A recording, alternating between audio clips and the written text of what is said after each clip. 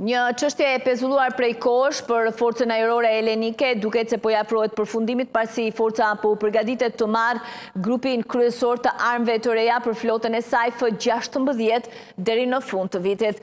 Sipas burimeve të Kasimerinit, hapi i fundit para mbërritjes së sistemeve të spajs të prodhuara në Izrael për luftëtarët grek është lëshimi një certifikate të aftësisë për fluturim, e cila sipas burimeve përkatëse pritet të përfundojë në muajin shtator. Integrimi i raketave dhe komponentëve të udhëzimit do t'u ofrohet avionëve F-16 grek, për të cilat do të pajisen me aftësi të reja operacionale dhe do të rrisin ndjeshëm fuqinë e zjarrit të forcave ajrore. Forca ajrore pritet të ketë në dispozicion 2 nga armët më të përparuara të sulmit ajror para fundit të vitit 2026, ndërsa Turqia nuk pritet t'i blejë ato për shkak të marrëdhënieve të saj të tendosura me Izraelin.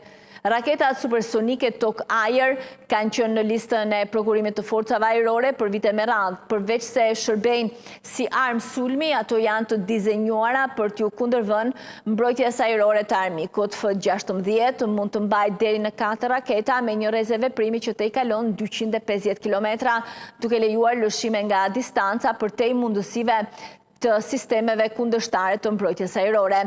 Raketa thuhet se bazohet të jetë përdorur nga Izraeli për të synuar mbrojtjen ajrore iraniane gjatë fazave të hershme të konfliktit. Në të njëjtën kohë, depot e armëve të forcave ajrore do të marrin komponentën spajs, të cilat shndërrohen bombat konvencionale në armë të drejtuara me rrezet të gjatë veprimi me saktësi të lartë. Marrëveshja me Izraelin përfshin rreth 300 komplete udhëzimi për bombat ekzistuese MK-83, 1000 poundçe dhe MK-84 2000 poundçe. Burimet të besueshme i thanë Kasimerinit se Atina pritet të marrë përgjigjen zyrtare të qeverisë amerikane në shtator në lidhje me kërkesën e Greqisë për të përmirësuar 38 avion F-16 Block 50.